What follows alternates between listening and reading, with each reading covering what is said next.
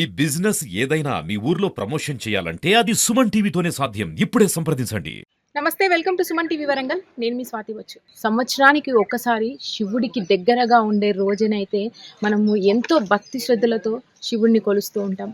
ఈ రోజున మీకు చూపించడానికి ఒక శివాలయాన్ని తీసుకొచ్చానండి.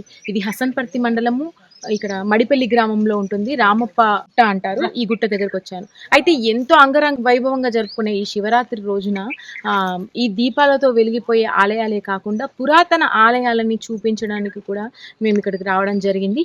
ఈసారి శివరాత్రికి ఇలాంటి ఆలయాలని సందర్శిస్తారు మీరు కూడా అని చెప్పేసి మీ ముందుకు తీసుకొచ్చాను. ఇక్కడ ఏంటి అంత విశిష్టత ఏంటి, అసలు వందల ఏళ్ళ చరిత్ర ఉన్న ఈ గుట్టకి గిరి ప్రదక్షిణతో సహా ఉంటుందంట. ఇక్కడ అసలు ఈ శివరాత్రికి ఏం జరుగుతాయి, అసలు ఈ గుట్ట ప్రాముఖ్యత ఏంటి, అన్ని వివరాలని ముందుకు వెళ్తూ తెలుసుకునే ప్రయత్నం చేద్దాం రండి. ఇక్కడ గుట్ట మొత్తం కూడా చూడొచ్చు. మెట్ల మార్గం అయితే ఉంది. ఇక్కడ నుంచి 1.5 కిలోమీటర్ల గిరి ప్రదక్షిణ కూడా చేస్తూ ఉంటారంట. ఇక్కడ ముందుకు వెళ్తున్నట్టయితే మనకి అన్ని కూడా ఏటవాళ్ళు మెట్లే ఉన్నాయి. పెద్దగా ఇబ్బంది ఏమీ అవ్వదు. మనం ముందుకు వెళ్తూ చూద్దాం అసలు గుట్ట పరిస్థితి. పైన శివాలయం ఒకటే ఉందా, ఇంకా వేరే విగ్రహాలు ఏమైనా ఉన్నాయి, అన్ని విషయాలను తెలుసుకునే ప్రయత్నం చేద్దాం రండి.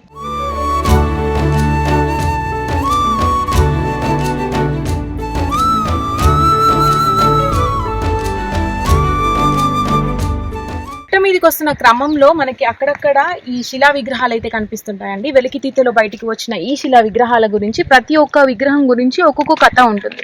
అప్పటి కాలంలో 6000 సంవత్సరాల క్రితము యోధులు ఉండేవాళ్ళు. కొంతమంది పంట పొలాలను రక్షించడం కోసం, అడవి పందుల నుంచి రక్షింపబడడం కోసము ఆ యోధులు ఉండేవాళ్ళు అనమాట. ఆ యోధులు చనిపోయినప్పటికీ కూడా గుర్రాల మీద స్వారీ చేసేవాళ్ళు. చనిపోయినప్పటికీ కూడా వాళ్ళ భార్యలు కూడా వాళ్ళతో పాటు సహగమనం చేసేవాళ్ళంట. సతీ సహగమనం ఉండేది కదా అప్పట్లో. సో వారికి గుర్తుగా ఇలా గుర్రం మీద స్వారీ చేస్తున్నదను, అలాగే అప్పుడు భార్య కూడా అలాగే అట్లాంటి విగ్రహాలను ఇక్కడ పొందుపరచడం జరిగింది. ఇక్కడ మొత్తం కూడా గుట్టకు ఎక్కుతున్న ప్రాంతంలో సైడ్కి ఇలాంటి విగ్రహాలన్నీ కనిపిస్తూ ఉంటాయి. ఇంకొంచెం ముందుకు వెళ్దాం. మనము గుడి దగ్గరికి వెళ్తున్నాము. ఇప్పుడు పైకి వెళ్తే అక్కడ ఆలయం ఉంటుంది. అది కూడా కొండ లోపల ఉంటుంది, గుట్ట లోపల ఉంటుంది ఆలయం కూడా. దీనికి ఒక్కొక్కరు ఒక్కొక్క రకంగా సాయం చేసి దీన్ని ముందుకు తీసుకొచ్చారంట. ఒకసారి వారితో మాట్లాడదాం. అక్కడికి వెళ్ళిన తర్వాత శివుని దర్శించుకుంటాం. మెట్ల ద్వారా పైకి రావడం జరిగిందండి. ఇక్కడ నుంచి మనకి ఈ ఆలయం మొత్తం కూడా చాలా చాలా వినూత్నంగా కనిపిస్తూ ఉంటుంది. మనకి ఇక్కడ చూడొచ్చు, విభిన్నంగా ఉంది చూడండి. లోపలికి వెళ్లే మార్గం కూడా ఈ గుట్టల మధ్యలో నుంచి వెళ్లాల్సి వస్తుంది. ఇది అప్పట్లో కాకతీయ కాలం నాటిది కాబట్టి రాణి రుద్రమాదేవి గారి చేతుల మీదుగా ప్రతిష్ఠించబడింది అనేది అయితే ఒక నానుడుంది. ఆది మానవుల నిర్మాణ శైలి కూడా కనిపిస్తుంది ఇక్కడంతా అని కూడా అంటుంటారు.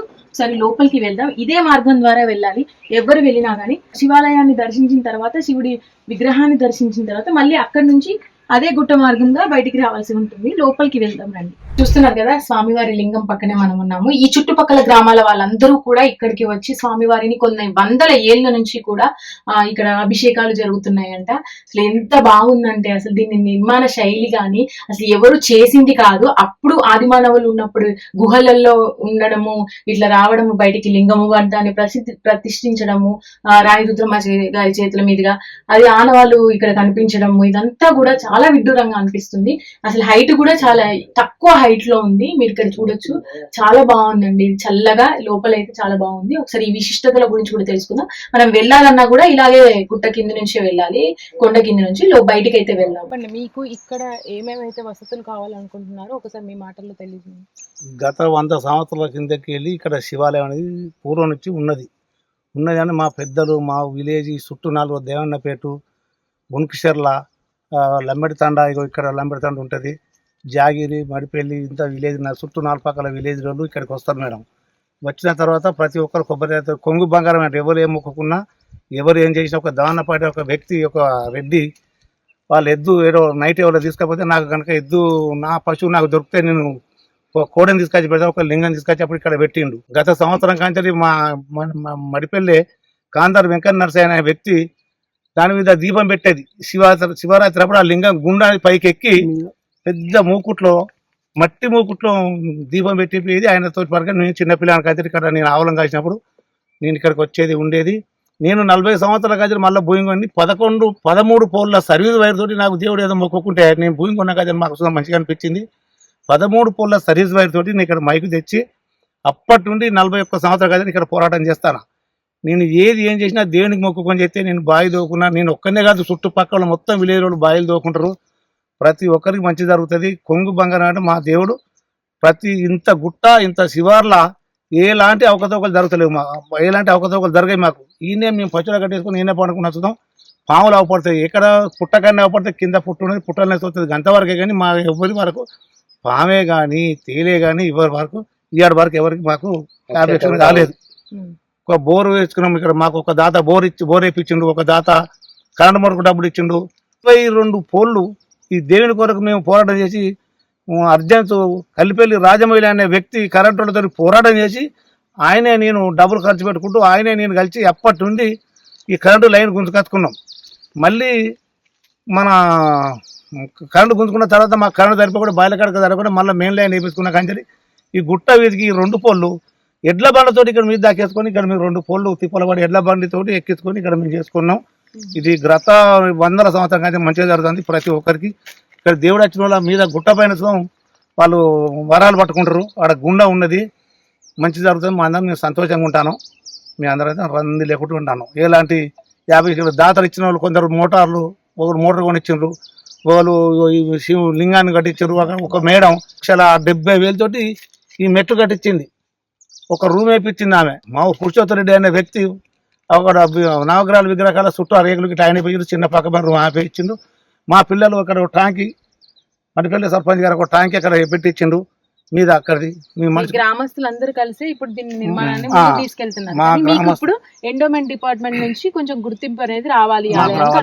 అది మేడం, ఈ మా గ్రామస్తులు చుట్టూ 4 అందరు కలిసి ఇక్కడ దేవుడు మాకు శివాలయం బాగా కావాలని బాగా పోరాటం చేస్తాను. మాకు ఎండోమెంట్ ఉండి గవర్నమెంట్ కొద్దిగా మాకు సాయం చేస్తే మేము అందరం సంతోషంగా ఉంటాం. తప్పకుండా ప్రయత్నిద్దాం, మన ప్రయత్నం మనం చేద్దాం. ఊరి సర్పంచ్ గారి దగ్గర ఉన్నామండి, ఒకసారి వారితో మాట్లాడదాం. నమస్తే అండి. నమస్తే. మీ పేరు? విజయ్ కుమార్. విజయ్ కుమార్ గారు, మేము ఆలయంలోకి వెళ్ళాం, స్వామివారిని దర్శనం చేసుకున్నాము, చూసాము దగ్గరుండి. మరి మీకు ఇక్కడ ఊరికి సంబంధించే కానీ ఆలయానికి సంబంధించే కానీ ఏమి నిర్మాణానికి సంబంధించిన ఏమైనా కావాలా, అలాగే ఇక్కడ ఏమేమి పనులు జరిగితే బాగుంటుంది అనుకుంటున్నారు, ఒకసారి మీ మాటలు తెలియదు. ముందుగా మీరు సుమన్ టీవీ వారు మా మడిపల్లి రామప్ప శివాలయం గుడిని ఎంచుకున్నందుకు ధన్యవాదములు. అలాగే ఈ శివాలయం ఎవరు కానీ భక్తులు వచ్చి కోరుకుంటే వారి కొంగు బంగారాన్ని అంటించే దిశగా ఇది ఉంది. కాకతీయుల నాటి బ్రహ్మసూత్రం కలిగిన శివలింగం ఇది. దీన్ని శివరాత్రి సందర్భంలో కానివ్వండి, రాముల వారి కళ్యాణం అప్పుడు కానివ్వండి, ప్రతి పండుగలకు ఇక్కడ అధిక సంఖ్యలో మినిమం 5,000 నుంచి 10,000 మంది భక్తులు వచ్చి దర్శించుకుంటారు. అలాగే ఇక్కడ చూసిన ఈ నాగన్న టెంపుల్ అక్కడ తడి బట్టలతో వచ్చి పిల్లలు కానీ వారి కానీ ఇక్కడ వరం పడతారండి. వారికి ఖచ్చితంగా కోరుకున్నదంటే వాళ్ళు ఖచ్చితంగా సంతానం జరుగుతుంది. అది మా మడిపల్లికి కాకతీయులు చేసిన అదృష్టం కావచ్చండి. మాకు ఊరు ఎంట్రెన్స్లో శివాలయం మా ఊరు గ్రామాన్ని అట్లా కాపాడుతున్నది. అలాగే మాకు ఇంకా ఏంటంటే ప్రతి సంవత్సరం కొంచెం కొంచెం అభివృద్ధి చెందుతున్నామండి. కొంచెం దాతలు కానివ్వండి ఎవరైనా వచ్చి మాకు సహాయం చేస్తే మేము ఇంకా గుడిని మన వెమ్లవాడ రాజన్న ఎట్లా అభివృద్ధి చెంది ఇక్కడ కూడా అట్లా అభివృద్ధి చెందుతూ ఉంటుంది.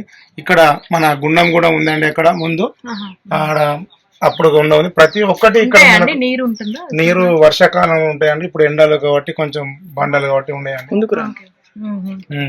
ఎప్పుడు కూడా అంటే ఇది వరకు కొన్ని ఏళ్ల క్రితం వరకు కూడా ఆ గుండంలో స్నానం చేసి స్వామి వారి దర్శనం చేసుకున్నాం. అక్కడ కూడా మన గుండం దగ్గర కూడా కాకతీయులు చేసిన బాపతి ఒకటి శిల్పం కూడా ఉందండి. ప్రతి ఎట్లా అంటే మాకు వెళ్ళిన బడ్జెట్ను బట్టి మేము మా సాయశక్తులతోటి ప్రతి సంవత్సరం కొంచెం కొంచెం ఒక్కొక్క సంవత్సరం అభివృద్ధి చేసుకుంటూ వస్తున్నామండి.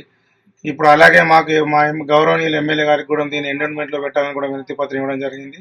మా ఎమ్మెల్యే గారు దృష్టి తీసుకొని దీన్ని ఎండోమెంట్లో పెట్టి ఈ గుడిని అభివృద్ధి చేయాలని కోరుకుంటున్నాం. తప్పకుండా అండి. మేము ఈశ్వరేచ్ఛ లేనిదే మేము కూడా ఇక్కడ దాకా రాలేము కదా. ఒకసారి మా ప్రయత్న పూర్వకంగా కూడా అధికారుల దగ్గర వరకు తీసుకెళ్లే ప్రయత్నం మేము కూడా చేస్తాము. తప్పకుండా మీకు నిర్మాణ విషయంలో కానీ అలాగే మెట్ల విషయంలో ఇప్పుడు కొంతవరకు అయితే బాగైనాయి కదా, ఇంకా ముందు కూడా ఇది బాగా విశిష్టత ఉన్న శివలింగం కాబట్టి బయట ప్రజలకు కూడా తెలిసేలాగా మేము చేస్తామని మేము కూడా కోరుకుంటున్నాం. Thank you so much.